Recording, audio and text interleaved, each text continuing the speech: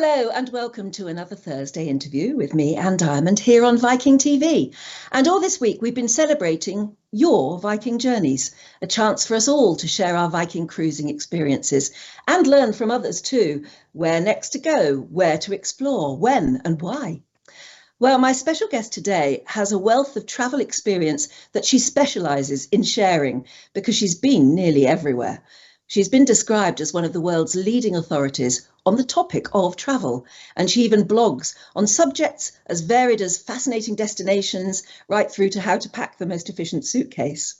And if you have a look at some of her photographs on that very subject, there's a lot to learn, right from how not to pack your puppy, right through to packing snacks, and a very basic wardrobe that goes anywhere with everything. She spent 18 years with the Smithsonian Institution, leading Smithsonian Journeys, which operated over 300 international journeys and student travel opportunities every year. Smithsonian apparently focus on cultural and science-led travel, which support the institution's mission to increase and diffuse knowledge. Well, that sounds right up there with everything Viking stands for. So no surprise that she is now Viking's new Ambassador-at-Large. So please let me introduce you now to Jean Newman Glock, joining us from her home in Virginia. Hello and welcome. Hello.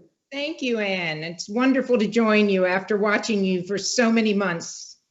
Oh, thank you. But congratulations on the new job. It sounds fascinating. And I'm very envious, but what is it? How do you see your job as an ambassador at large? That's a good question. It's a newly created position. I'm very grateful. I have said it's the best job in the travel industry.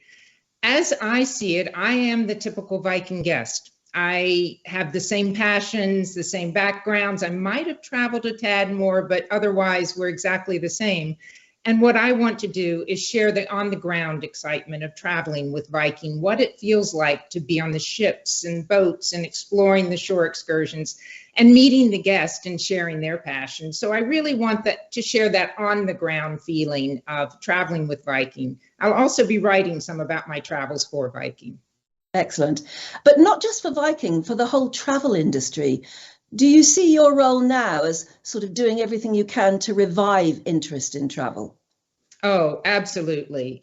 We've all been locked down for far too long, but everyone understandably has some trepidation about that first trip. So I really want to show what it's like to be out on the road now. I can hardly describe the feeling of your first trip and your second. I was almost giddy, realizing how much I had missed it. But not to be too serious, I do see travel as the most influential diplomacy, both international and national. And it makes the world smaller, more understanding. And I just want to encourage, particularly those who may have never traveled abroad, that now's the time to get out and see our world. It is amazing, isn't it, how many people have never travelled abroad? I mean, particularly, and I don't like to point the finger, but particularly a lot of Americans. No, it's very true. And I think they just need to see the joy, the excitement, what it brings to their lives. And so I hope I can share that passion that I've had for a long time. I think, as you said, it was wonderful to get out again after all being locked down and to suddenly realise that you were amongst people again. You know, you don't have to get too close, but it's lovely to be amongst people and talking. But do you think the travel industry over these last 2 years has changed or evolved, or do you think it still has to change and evolve a bit? You know, I hesitate to predict. The travel industry has faced so many unexpected challenges, from the length of COVID to unexpected wars. And so I hesitate to predict or categorize where it stands now. But what I would suggest is we don't look for an old normal. We don't look for a new normal. We embrace the now. And I think the saying that so many of us that are out there traveling feel is, if not now, when? You've saved the money, travelers have saved their money, they're ready to explore. Let's embrace what's happening right now and get out there. Vaccines and health protocols have removed most of that worry for much of the population. And so if not now, when? It's time. And don't wait for any normal. We've never really known normal in the travel world. So let's enjoy what's happening right now. I think you wrote that you said, I'm too tired and weary and ready to regain some of the life I lived pre-March 2020. But this focus on what I can only conclude is perceived as an easy target insults us all. Cruising is not the scapegoat for the pandemic, and statements to colour it as such are facile. So you're standing up for the cruise industry. 100%, and I'm still angry. Despite media efforts and the United States Center for Disease Control best efforts to paint cruising as the villain of this and to paint cruising as the high risk activity, the reality's proven them wrong and proving very different, and travelers have noticed it. The cruise industry leaders throughout the pandemic have been the leaders of speaking truth to power, and they've really risen to the top. Torhagen was the first to close down cruising. He was the first to put PCR labs on the ship. He embraced protocols way beyond what anyone was thinking. Frank Del Rio of Norwegian Cruise Line spoke truth to power with such strength that he changed the discussion. But I think the interesting thing to me is, whereas before we were all beholden to media stories and the CDC's dictates, the public's seen the reality, and cruising is selling like crazy. World cruises are selling out overnight. So my anger is mitigating a little, but I never expected to have to express that anger. But they're not the villain. They were not the villain. And in fact, in many ways, they were the savior for economies that were desperate to reopen and reopen safely. You see, that's interesting because of your experience and your knowledge and the way you are viewed within the industry. You have a powerful voice. And I know you pride yourself on writing about travel with what you call your own authentic voice. Just witness what you've said there. Is that what you mean? You actually will speak out and say what you see as honest? It is. And I guess a little surprising Viking would take a chance with me, because I really will speak out, and they know me well enough. Whenever I've accepted a trip with any of the luxury travel providers, it's with a proviso that I don't promise one positive post, one positive article. I will share what I see. And those that invite me to travel with them respect that. And as do my readers. Yeah, absolutely. They get to know that your opinion matters and they can trust it. And you don't put that at any odds, do you? That's very important for somebody like you. You've also said at the bottom of one of your posts, you put PS, to address the inevitable comments that will come my way. Yes, I've always been an advocate for the travel industry. I love, but I'm not an apologist. I would certainly not start now at this point in my career. Absolutely. And that I stand by it 100%. I've traveled for 30 years. I've written about travel for 20. There's no way I would jeopardize the trust of my friends, my followers, and others that read me by being anything but totally honest. So tell us the story of how you became involved with Viking in the first place. And you know what I mean? I mean the Richard Gere story. Okay, let me start by saying I was Viking's top fan before they offered me this position, but the backstory is a little more nuanced. And the story has gone viral. So to those listening that have heard it, just turn down the volume and I'll try to be quick. Torhagen, shortly after he founded Viking River Cruises, came to our offices at the Smithsonian Journeys. And I'll clarify, I wasn't head of all Smithsonian Journeys. I was head of the international and student programs. And Tor wanted to work with Smithsonian, and he told us his plans, and they certainly seemed grandiose. He knew the travel industry inside out. It was impressive, but for a variety of reasons, we decided at that time not to go with him. Shortly thereafter, Karina Hagen, his daughter, who we all know so well, came to visit me with another proposal for a land tour that they did for a while, and at the Hermitage, which was magnificent. And we became close friends. We both shared the same passion for educational, deep travel. Karina and I really hit it off, and I still count her as a dearest friend. So she invited me to a longboat's christening in Amsterdam, which was, I think, set world records. And I went, and I was on the same longboat as Tor and all of his important guests, including Lord and Lady Carnarvon. And Karina one morning at breakfast says, "Go sit with Dad."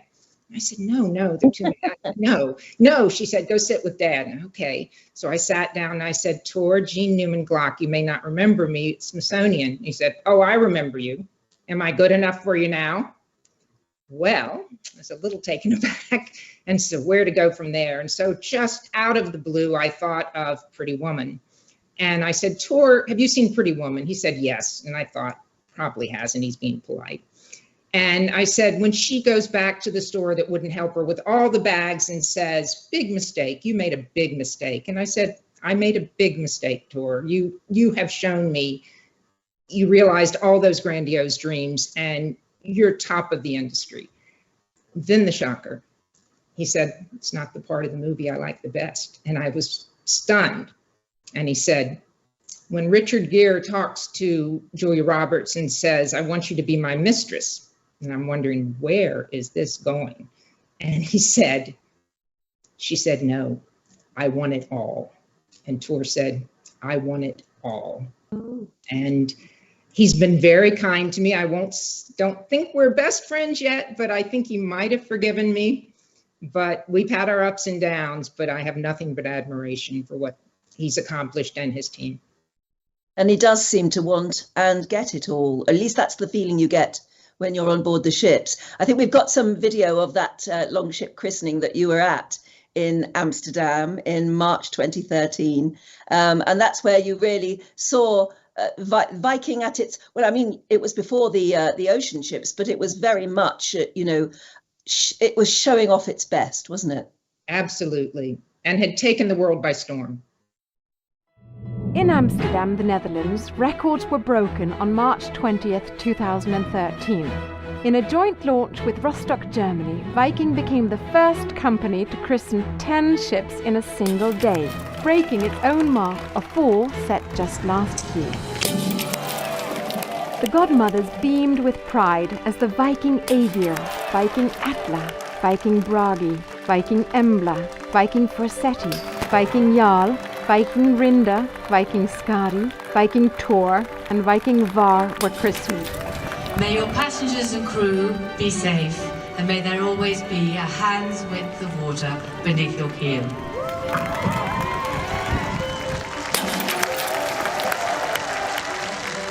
Well done.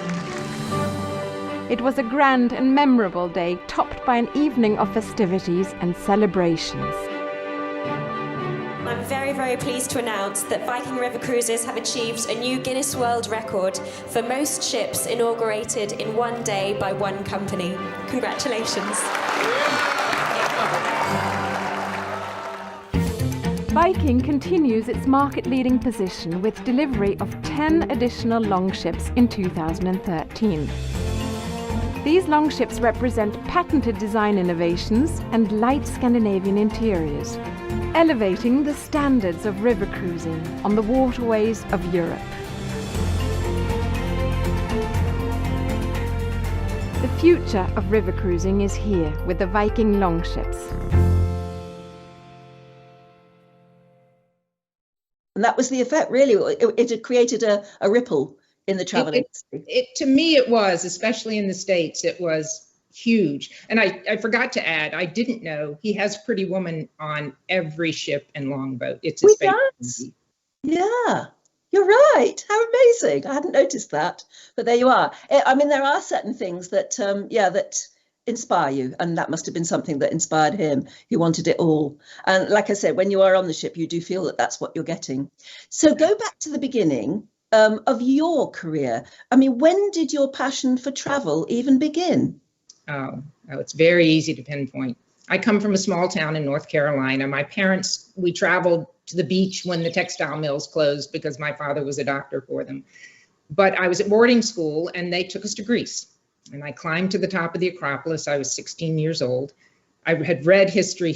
I've always been a history buff. And I stood there and I thought, this is where Socrates stood. This is where Alexander the Great stood. And I thought, I want to do this in 1,000 other places. I want to see where Napoleon and Josephine entertained. I want to see where Cleopatra sailed with Julius Caesar. And I knew then that's what I had to be doing. And thankfully and blessedly, I've had a career that's allowed me to do all that. But it was that moment, and I'll never forget it.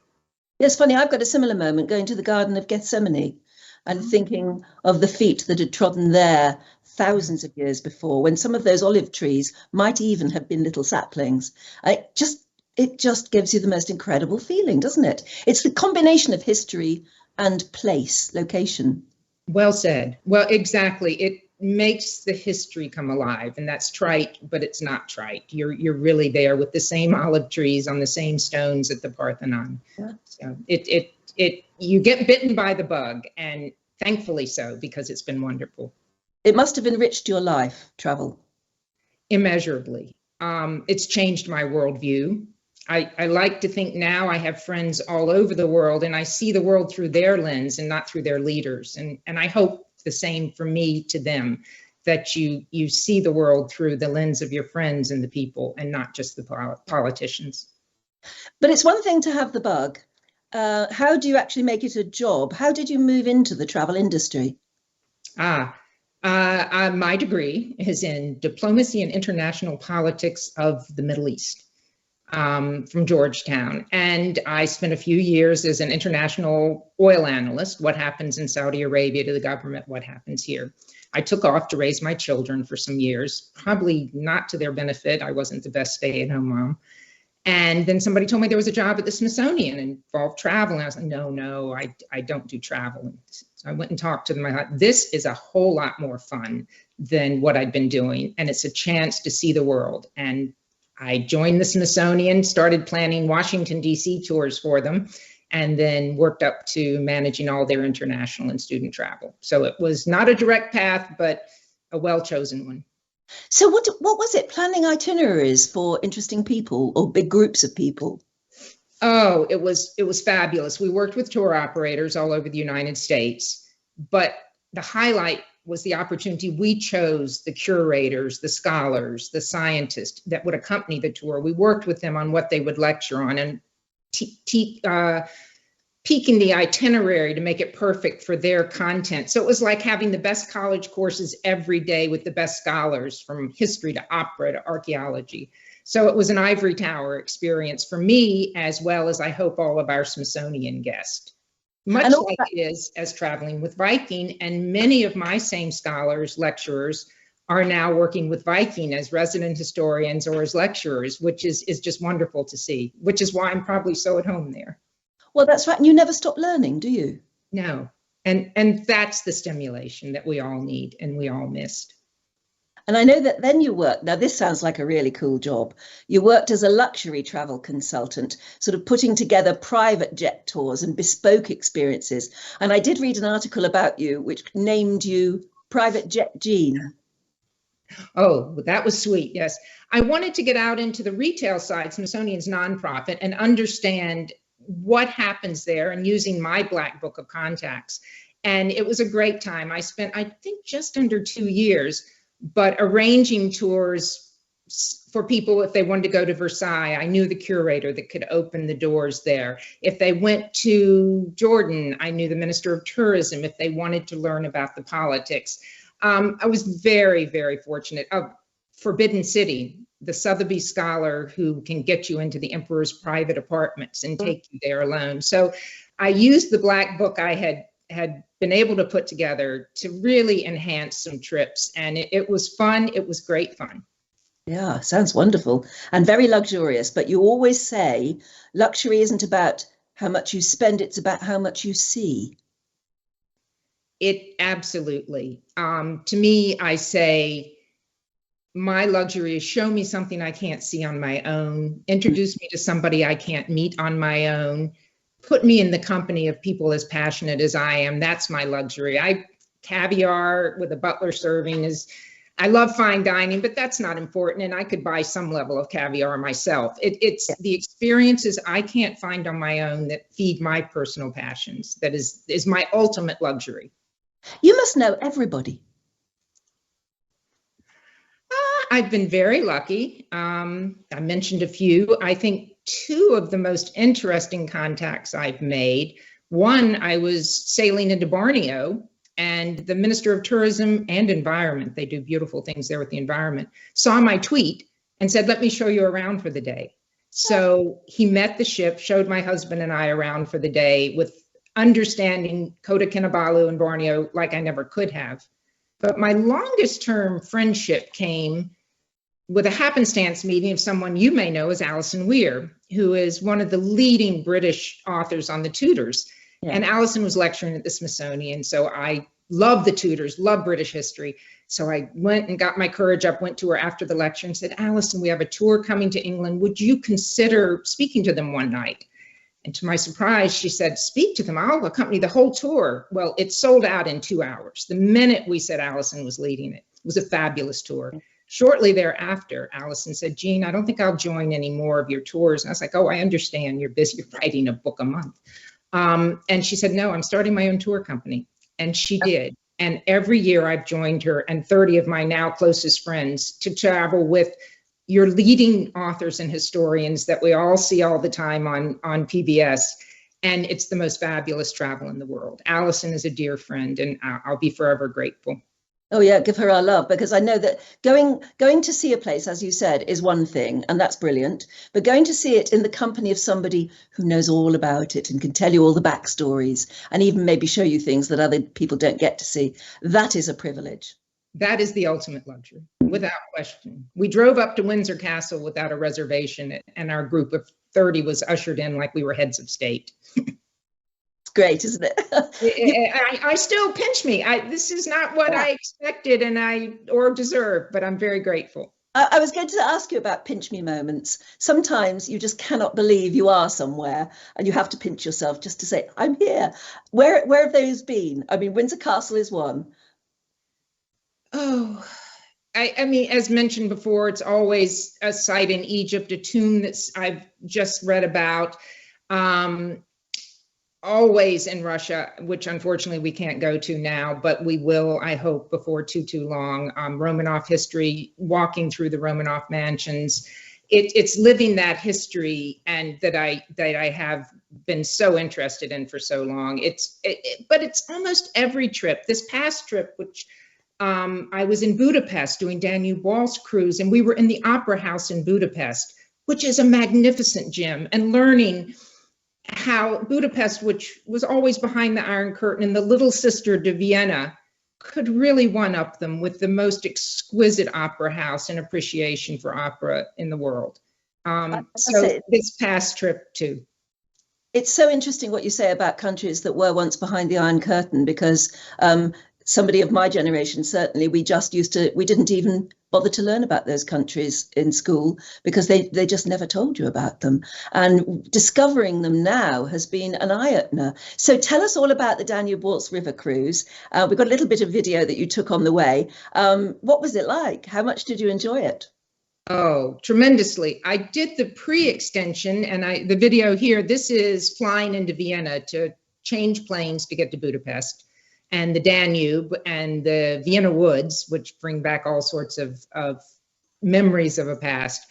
It was magnificent. I did the pre-extension in Budapest, which was fantastic. 3 days to wander on tours, wander on my own, and discover the city as it's emerging from its secondary role in the Habsburg Empire back at the turn of the century. But also meeting the guides, learning what their thinking is, learning what their feelings are for what's happening in their country. Budapest is just an undiscovered gem. And I think the best telling story, there are two telling stories I love. One, the guide said, they say we're the Paris of the East. Well, really, Paris is the Budapest of the West. And wow. I thought. And the other thing that is, when they came out from under the Iron Curtain, there's a big statue up on the hill, and I don't think I sent you that picture. And it was, the Soviets had put it up, and I don't know what it was called then, but to make the transition and not cost much money, which they didn't have, they covered the statue for 5 days, just covered it up. They unveiled it as a new freedom statue for the new country. And I thought, bravo, this is pivoting to embrace the present. So it was wonderful, along with eating great goulash and paprika and learning how to make goulash. We've got another video, I think, that's more concentrated on Budapest, and it does look absolutely sensational. And when you're on board the river cruise ships, what I find amazing is that you can almost reach out and and sometimes you can almost reach into people's gardens. You're so close. And then at other times, the hills are just falling away from you, and you're in a most romantic, amazing valley.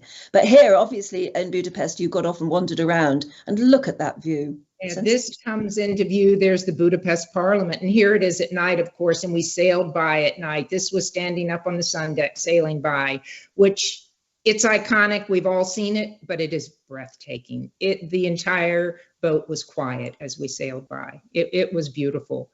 Yeah, magnificent trip, sailing by the Wachau Valley and all the vineyards and all the castles and archbishops' palaces. It totally magnificent. If you have a minute, the one thing too that was amazing was a person-to-person visit that Viking arranges on many itineraries. And I went and met Maria, a grandmother in Bratislava in Slovakia. We've got a picture of her later, yeah. Oh, should I wait? Yeah, wait, don't tell us about her yet. Oh no, we've got that. There's the picture of her there. We've managed to find it. There's Maria. Well, Maria, I visited Maria and her dog and discussed so many things of our lives were alike, even though we had come from vastly different backgrounds. She had a cuckoo clock up on her mantle that her parents had brought back from East Germany. My parents had brought the same clock back from West Germany, and so many things alike. Grandchildren travel, she's traveling. But when I asked her about life behind the Iron Curtain, she was very quiet. She said, we couldn't travel much, didn't want to talk about it, clearly didn't want to talk about it. And I thought, you're looking, and she was joyful. She's looking ahead. She doesn't want to look back. And she's looking forward to many Viking guests coming to visit her. She said, I was so lonely during COVID. Viking didn't bring me guests. And she just likes to talk to people. She just wants to get to know people, and she loves traveling and meeting travelers. So I hope anyone on that cruise will go meet Maria. Meet Maria. Yeah, that's one to remember. But I've got some video of you exploring or making, or at least watching them make goulash. Let's have a look at that. Let's have a look at that. We'll watch it. Show you how to cook the real traditional Hungarian goulash soup. Just to let you know, I don't have to be a chef for that because the recipe is in my veins. Goulash cooking, it could be 1 hour to 3 hours. One of my good news, we won't wait for this. I'm gonna show you in 10 minutes how to cook step by step. So you know it's outside cooking with fire, with a cauldron, sit next to the cauldron and stir it. So for this amount of soup, we need 4 teaspoons of this. 1 for the money, 2 for the show, and for the potatoes needs only half an hour, so now you can come with the potatoes, please. This all sounds like it's going very fast. Well, yeah, we have 3 hours for this. What I love about the river cruises is that, I don't know, they're a little more intimate than the ocean cruises. You get a chance to actually do things and get stuck into things that you would never otherwise do. Absolutely. And you get to know everyone on board. I met a music director and his wife who shared so much more information with me about music in Vienna and Mozart and Budapest. I met a farmer from the Midwest, and when we did a farm visit in Passau, and we went to look at the milking machine, which was something so alien to me, his description of the differences and all just made it wonderful. Getting to know the guests more intimately was a real treat. Yeah, the wine tasting and the chef talking about what he's preparing tonight and how. There are lots of how-tos and demonstrations, which are very good fun. I met a retired National Health Service midwife who was telling me some amazing stories from her career, and her husband was a builder, and we just set up it was lovely just bumping into them every so often and finding out how they were doing. It was very intimate, I must say, and I loved it. And as I said, there are some parts where you almost feel you could lean off your balcony and just pick the apples off from the orchard as you're going past. It's incredible, isn't it? You forget though that river cruises, obviously because they're on the river, they go right through the middle of cities. Absolutely, and that is the dream. You pull into a small town and you are walking into the center of a medieval city within 5 steps. It really is extraordinary. Yeah, it's wonderful. You sent us lots of lovely photos from your album. So as we flip through it, I've probably got them all out of order, but could you talk us through them as we look? Certainly. Let's see what we got. This is to show you, it's during COVID with the mask, but the feeling when you land at the airport and your greeter is there and you're next 2 weeks or whatever time is in Vikings' hands, it is a feeling of palpable relief. They're there, you're in their hands, time to just enjoy your vacation. Yeah, I totally agree. After sometimes an arduous plane flight, that is the most welcome sight in the world, isn't it? Because you feel it is wonderful. You give up on any of your worries there. It's lovely. Now, where are we there? We are at Schönbrunn Palace, which is the summer palace of the Habsburgs, but also where Napoleon lived and where his son lived out his life. These are the gorgeous gardens. And we arrived there with a little bit of rain, and look what happened. It just was magnificent. You couldn't take a picture to show how gorgeous it was. We had a tour inside the palace where they don't allow photos, which was disappointing to all of us, but the gardens made up for it. Oh, look at it. It's absolutely incredible. It's one thing about rain, it brings the flowers out. Yeah, very much so, but this is Gilded Age at its height. Yeah, yeah. We'll flip through to the next pictures. Let's see. There we go. This is the Budapest Parliament again as we're sailing away from Budapest. It's beautiful. The whole city is beautiful. We had a great party on the sun deck. Oh, lovely. Sounds good.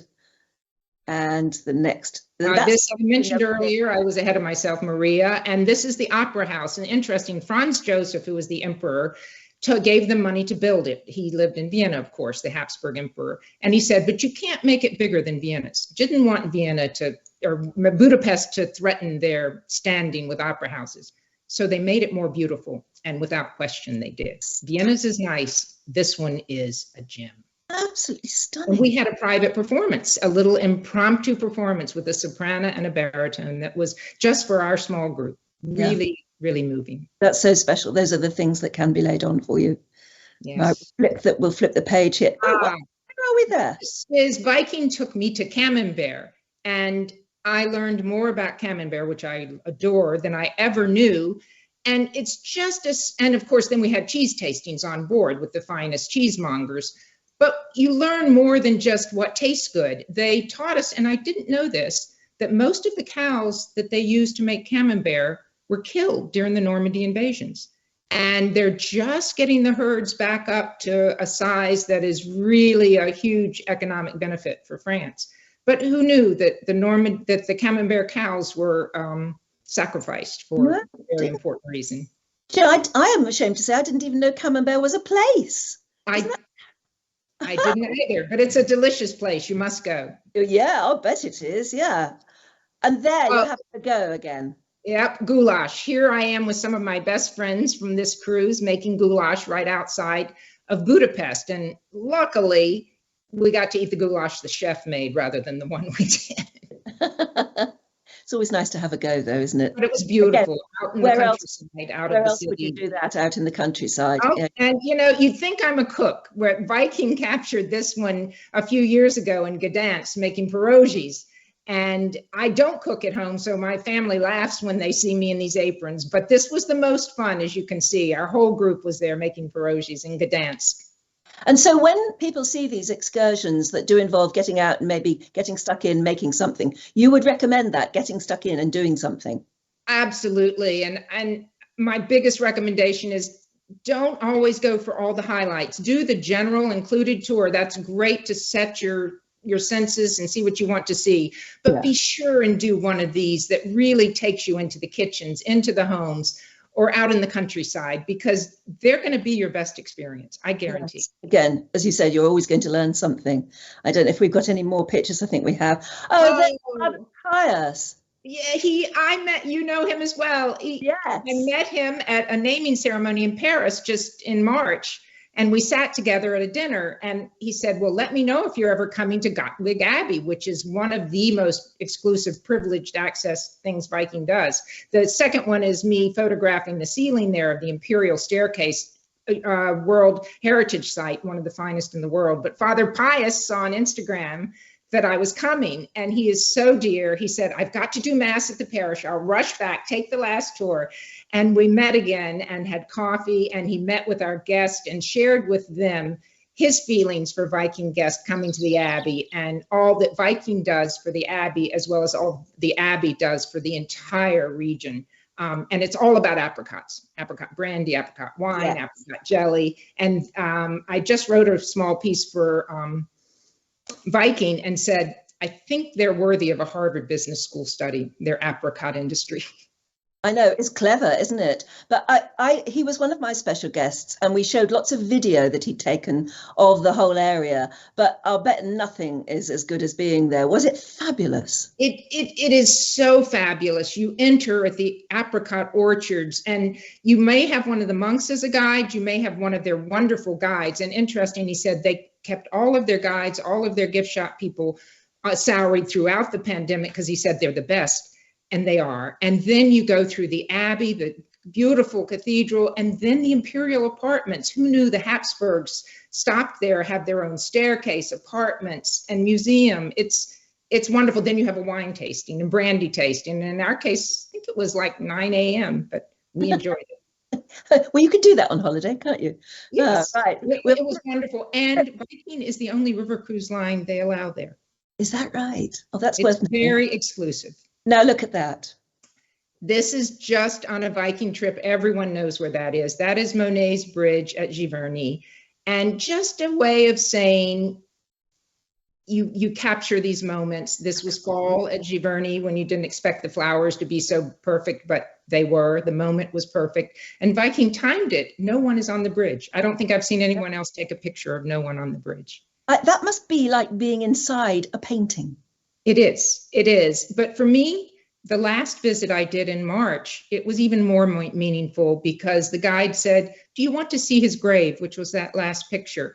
No one takes you to see Monet's grave. And it was so poignant, and it's right down the road. And again, that's digging a little deeper than the expected. And it was very meaningful to see. Oh, wonderful. What an experience.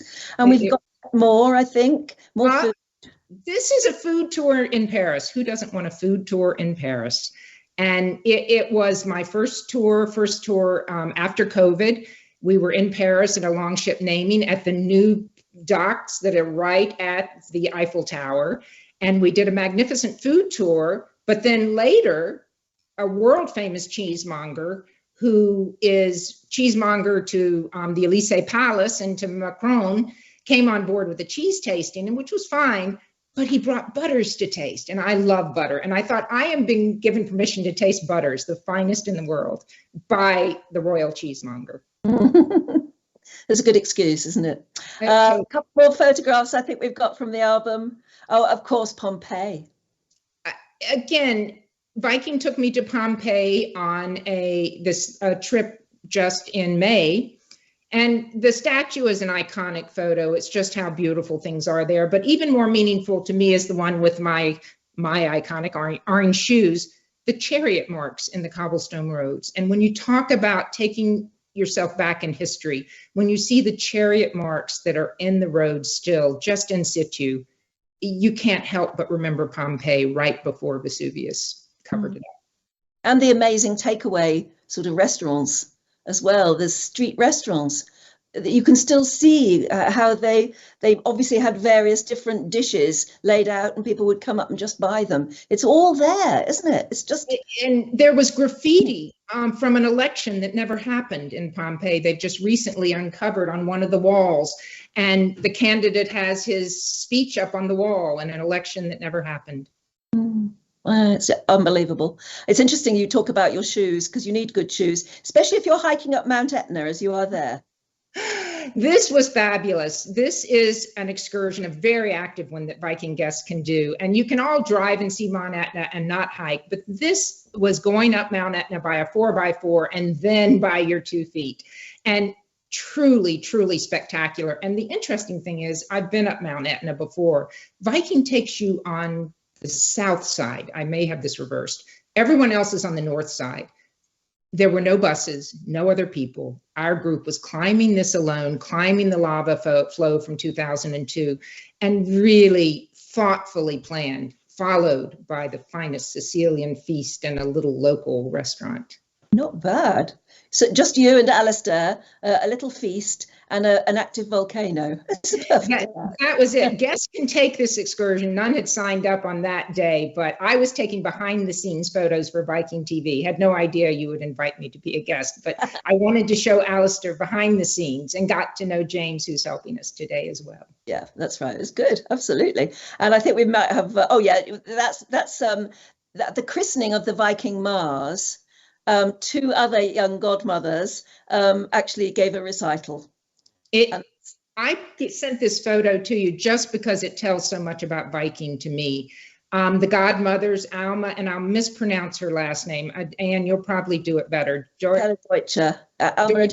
Alma and Helen Deutscher, who are child prodigies without question, and you can meet them in Vienna often.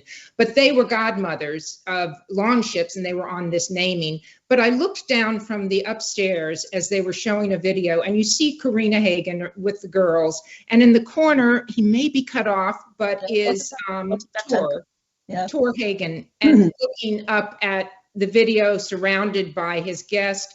This is a family brand. This is why I love it. There's something about a family brand that is high touch, and you feel it in every step of the way. Has Torstein given you the speech about how certain things on the ships are just so because of the way he designed them? Yeah, everything the remote control. The remote control on the television, absolutely, to the square waste paper baskets, to the chairs that always have a square back so men's jackets don't slide off. He's thought of so many little details that matter. It makes a difference. The plugs by the bed, the heated bathroom floors. It's the little things that he says unapologetically. They're what bothered me and what I wanted differently. And it's an unapologetic brand that fits me perfectly. Yeah, and the cosmetics in the shower, and things like that say shampoo, conditioner, body lotion. They don't say hardly anything else, so you can understand so quickly what they are, even when you've had to take your glasses off and you've got water in your eyes. Well, as he says in his talk, he says, who hadn't stood in the shower trying to get something out of a bottle that you don't know what it is, and you're trying, no more. It's in the details. And those are the things that, make such a difference. And you notice. Sometimes you don't even notice you've noticed, but you do. So let's get down to the nitty gritty then, because you're such an expert at this sort of thing. Packing tips. Ooh. Now you've done a little, you did a little thing on your Instagram about the perfect packing tips. Absolutely. Packing, carry on only. This even more so now with all the airline troubles. You don't need that much. You can get laundry done always. Take a carry-on, wear your heavy clothes. I was the queen of overpacking. Don't do it. And you can change flights in a whim. Your luggage won't be lost. That is my biggest packing hint. So have a sort of basic wardrobe, t-shirts, slacks, overcoats. Exactly. Do you have the term yet in UK of coastal grandmother? No, I wanted to ask you what that means, coastal grandmother. Well, it is taken off here. Coastal grandmother is women my age who dress in creams, pinks, whites, and just have that sort of beach coastal vibe. And I mean to say, I used that colorway way before it became the meme that it is now, but it always looks good. Grandmother. It always looks good, doesn't it? It does. I don't wear much black, and it always looks good. And that's all I buy, are things in that colorway, except the orange shoes. I need to learn that lesson. So what are your top tips for a first-time cruiser? Don't stress too much about planning every minute detail. You really I know the anticipation and the planning is, they say 90% of the trip, and it is, but plan by learning about the destination and enjoying it. Don't stress too much about every restaurant reservation, every little thing, because particularly now, some of those things change overnight. It will all work out. You will have a fabulous experience. You may not eat at Le Grand Beaufort, which is the historic restaurant in Paris, but you're going to eat at a cafe that the food is equally as good. So don't stress on the little things, just enjoy it. And along those lines, work with a travel advisor. They're experts. You really, really don't want to be worrying about what happens when you miss that flight. You don't want to worry about these things. So that's my top tip. It's interesting, isn't it? I do a lot of interviews with travel experts just recently, given that, airports have been in a bit of a chaos at the moment. And they all say the time for going back to the travel agent is here, because we all got used to being able to book our own way, just to go on the internet and fit your own trip together. But now they're saying use a travel agent now, because you need somebody you can trust, who's got the experience, who's probably been there already themselves. So it's the time of the travel agent rebirth. Oh, without question. And if you find a good one, keep them, because the best are so busy right now that they're not even taking new clients. But you just can't replace what they can offer you now, and that is worry-free travel. Where is still on your bucket list? I'm a serial repeat traveler. I like to keep going back, and I hate to sound obnoxious, but I've been almost everywhere. So there's not many places that I haven't been. I do want to return a lot of places. I used to return to Egypt every year and to Russia every year. There's always new discoveries. And as I said, I'm sort of a serial repeat traveler. I really want to dig down deeper. But if you love somewhere, why not? Exactly. Jordan. We go to Jordan every year. And England. I must say London. It's top of my list always because of the history. It's wonderful, but really because my daughter, my son-in-law, and my granddaughters live there. Ah, there you are. But I gather you've been to Easter Island 6 times. I joke. I know the Moai by name. I've been to Easter Island 6 times, and I've never been to Hawaii. Oh, and I know you've been to Paris a lot, but I gather that one of the biggest holes on your travel map is the USA. It is, because my portfolio at Smithsonian was not the US and Canada. So that is a huge hole in my travel repertoire, and I hope to fix it, maybe on the Mississippi. Oh, yes. Now, in your time as well as traveling and seeing places, you must have stayed at some amazing hotels. What's the best or most unusual or just the most luxurious? Oh, most unusual is probably the 3 Camel Lodge in Mongolia. Luxurious, as you mentioned, I did the 4 seasons around the world by private jet, and we stayed in 4 seasons hotels in Tokyo and Beijing and Serengeti. Fabulous. I mean, Serengeti. Yes, Oh. It's their camp there, and it's beyond belief. But my top hotel is in London, and I bet you've heard of it. It's the Beaumont. Oh, yes. It's a little Art Deco gem of a hotel around the corner from Selfridges at the Bond Street Metro, near Hatchards, near Fortnum Mason, all my checklist. And it's home. It is just like Torsten Hagen's design. This has been designed with the same thing in mind. And I love the Beaumont. I just came back from a week there. Yeah, again, it's what you know and where you feel comfortable. Can I run some quick fire questions that I know that all our viewers are going to want to hear your almost one-word answers for? All right, I'll try. Favorite destination in the world? Tie between Egypt and Jordan. What do you never leave home without? Apart from your passport. I should say something meaningful like curiosity and patience, but in reality, it's 2 phones in case one goes down, and my migraine medicine. Yes. Oh, that's very important, though, to remember your medicines. Tips for taking great travel photos. Oh, don't go for the iconic. Don't do the head-on of the Mona Lisa. Look for a photo that tells a story. Look for the photo of a cafe set up for you to dine and taking the photo from you sitting there looking at that. Don't stand there with one foot out and your hand on your hip and your pout. Show your real emotions. They may not be your most beautiful, but it's what's authentic and what you're feeling. It always looks better. But don't worry about the iconic photos. Think about those that tell the story, maybe of the Eiffel Tower climbing up the steps rather than the full length of it. But that's just be authentic. If it interests you and it intrigues you to see something, it will intrigue others. We're not that unique. Favorite or most meaningful souvenir you've ever bought? Oh, easy. My grandmother, when I was in college in Europe, I was fortunate to go to college in Europe, and she gave me money to buy a wedding veil in Belgium. And I didn't get to Belgium, but a dear friend bought it. And it's a veil that I wore, my daughter-in-law wore, and I certainly hope my granddaughters will. She's no longer with us, and it is just so dear. And I remember at the time thinking, wedding veil, I want money to go to another country. And it's something I'm so grateful for. Oh, that sounds wonderful, and it's very meaningful and can be revisited time and again, can't it? Yes. Okay, next one is, it may not be a brief one. I don't know. Where are you off to next? I don't know. Viking hasn't told me. I'm looking forward to wherever they want to send me, to meeting the guest on board. Several of the guests on my last Budapest Danube Waltz have asked. We hope we'll sail together again soon, but I'm waiting to hear. So stay tuned, and I'll announce it as soon as I know.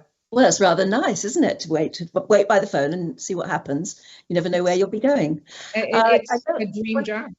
One of your tips I read that was be nimble, because the best experiences are never planned. 100%. You can plan all you want. You can have your checklist of what you want to see.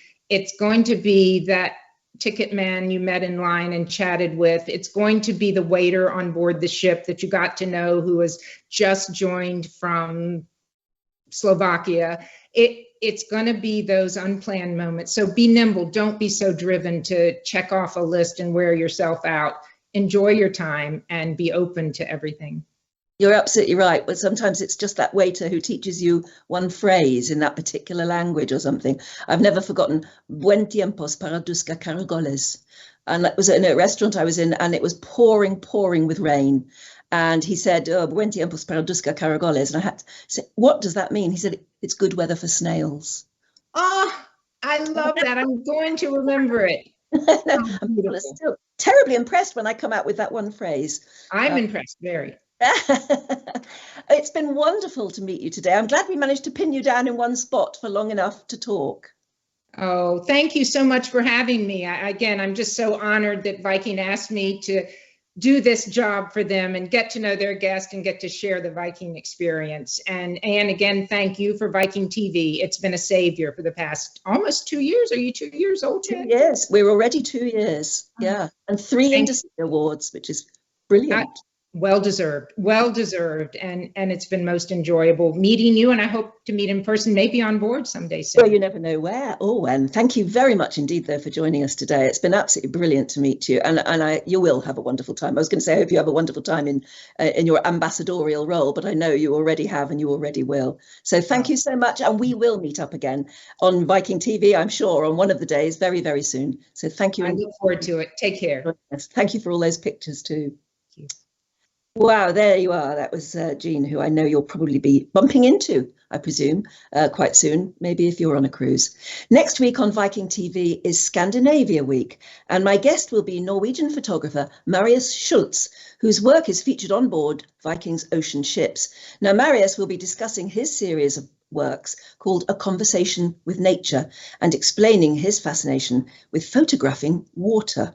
So until we meet with him, do stay safe and well, and enjoy your holiday plans. Goodbye.